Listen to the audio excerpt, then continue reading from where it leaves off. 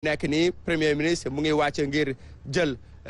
direction assemblée nationale moins de 5 minutes dina ko def ngir yegsi su yegsee foofu nag daanaka liggéey bi dina door ñu njort ne nag ne Omar Diaw liggéeyu fast track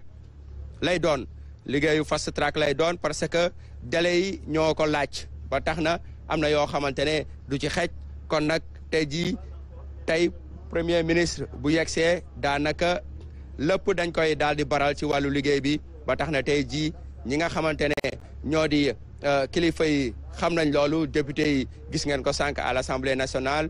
ñëw teel nañ ñëw ngir déglu ki nga xamante ne moo di le premier ministre Ousmane Sonko waaye tamit fexe toujours la sécurité son aide de camp ñoom ñëpp a ngi fi ngir xaar le premier ministre wàcc escalier yi Omar Diaw kon nag mu mel ni daanaka ay secondes rek a des premier ministre daanaka mu ngi waaj a génn Omar Diaw kon nag ñu ngi koy xaarandi ngeen gis ko à l'image Ousmane Sonko de blanc vêtu mu ngi nii nag génn na ngir fas yéene jël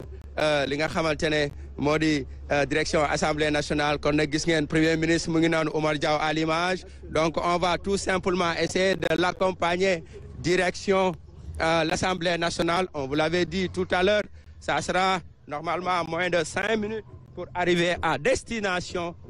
donc pour en tout cas participer à cet exercice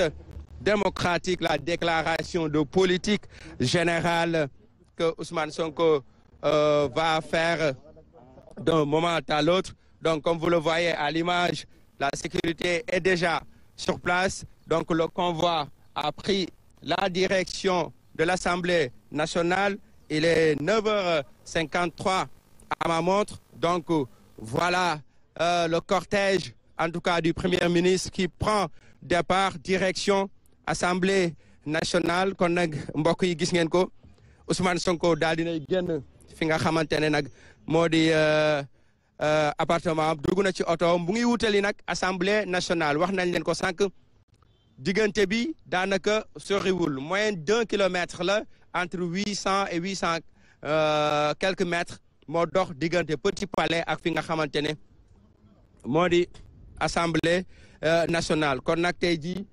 premier ministre génn na ñu ngi wutali nag assemblée nationale ngir mu daal di def li nga xamante ne moom la ñëpp doon xaar muy déclaration de politique générale am kon nag Omar Diaw gis ngeen cortège bi daal di na ñëw génn Petit Palais wax nga ko sànq waaw léegi nag ñu daal di egg fi nga xamante ne moo di assemblée nationale parce que distance bi soriwul dara ndaxte Petit Palais boo ko waxee ginnaaw la Dantec la nekk ca la Dantec ak assemblée nationale daanaka benn la kon nag gis ngeen cortège bi mu ngi accéléré en tout cas li nga xamante ne moo di cadence bi ngir daal di wutali fi nga xamante ne moo di assemblée nationale romb nañ li nga xamante ne daanaka def nañ mën naa ne wax ne la moitié de la route kon nag gis ngeen bëriwul nag ay embouteillage ci yoon bi donc ñu jàpp ne rek ne tey jii prévision yi ñu doon def ngir egg à l'heure indiquée parce que ñu ngi romb actuellement pharmacie Pasteur romb nañ station Shell bi gis ngeen nag ñu ngi fii nag daanaka au niveau de l'hôpital principal bu Dakar rond-point assemblée nationale ñu ngi koy seen jamono ji kon nag gis ngeen ne li ñu waxoon daanaka ci wàllu trajet bi soriwul yàggul dara kon nag Ousmane Sonko ngi nii di waaje yegsi li nga xamante ne moo di assemblée nationale rond-point bi gis ngeen quelques nit yu génn ngir daal di vraiment tàccu cortège bi muy lu am solo donc nag ñu ngi fii daanaka yegsi nañ ci fi nga xamante ne daanaka mooy rond-point assemblée nationale ngir dugg nag ci hémicycle bi ci lu aju ci li nga xamante ne moo di liggéey bu am solo bi nga xamante ne tey jii sénégalais ñu ngi ko doon xaar kon nag gis ngeen oto Ousmane Sonko moo nekk nii avec le travail de mon caméraman Kalidou Bey mi nga xamante ne tey jii moo ko daal di suivre gis ngeen nag Ousmane Sonko ngi noonu daal di yegsi na gis ngeen sous les applaudissements des populations yi nga xamante ne elles se sont massées devant l'entrée de la porte de l'Assemblée nationale donc nag gis ngeen le premier ministre daal dina yegsi tey jii nag li ñu doon xaar lépp daanaka yemb na ñuy xaar Oumar Diaw mu génn fi nga xamante ne moo di otoom daal di wutali fi nga xamante ne en tout cas moo di biir Assemblée nationale bu li des nag bu fi yegsee rek da leen di bàyyi xanaa ci kanam tuuti rek une fois que mu pare fii ñu bàyyi leen en tout cas ngeen daal di jël relais bi ndaxte le dispositif de la RTS est assez étoffé pour pouvoir en tout cas vous faire vivre les grands instants de la télévision. Donc nag tey jii gis ngeen sécurité bi protocole bi ñoom ñëpp sont en train de s'affairer autour du véhicule du premier ministre Ousmane Sonko mu ngi noonu génn na kon nag gis ngeen ko ñu daal di koy dalal ngir li nga xamante ne di koy conduire gis ngeen ñenn ci ay député daal di nañ koy dalal ngir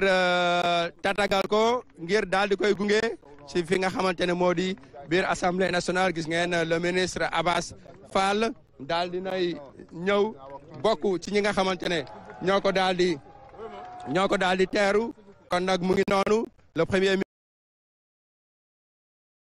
ñi nga xamante ne ñooy tàccu askan waa ngi tàccu ngir daal di gunge ki nga xamante ne moo di le premier ministre fii ci Assemblée nationale donc Oumar Diaw je vous l'avais dit il aura suffi moins de 5 minutes il aura suffi moins de 5 minutes en tout cas pour arriver à l'Assemblée nationale le premier ministre Ousmane Sonko est déjà sur place donc voilà tout est fin prêt en tout cas pour pouvoir commencer les travaux à l'heure indiquée le premier ministre est déjà sur place il est arrivé donc Oumar Diaw je vais vous passer le relais nous sommes à l'Assemblée nationale à vous. Merci Ibrahima, merci. On a vu que tu avais un bon chronomètre, que finalement la distance a été couverte en très peu de temps, comme on pouvait s'y attendre. C'est pas très loin, la résidence du Premier ministre. Donc, il gravit donc les marches de l'Assemblée nationale. Il faut dire que cet édifice, en réalité, ne date pas de maintenant, ça date de 1956 déjà. On allait vers l'autonomie interne et du coup, c'est un vieux bâtiment qui fait encore office d'assemblée et qui le fait très bien parce que ça a été très, très bien construit. Donc, on voit l'intérieur de la salle, on voit véritablement l'hémicycle. Il faut remarquer que maintenant, l'hémicycle est divisé en deux. Avant, c'était véritablement un hémicycle total, fermé. Là, on a une allée. Vous voyez un monsieur donc, qui va s'asseoir. Mais bon, il y a l'allée là qui découpe finalement l'espace en deux. Donc, M. Ousmane Sonko vient faire sa déclaration de politique générale. C'était un moment totalement, mais très attendu par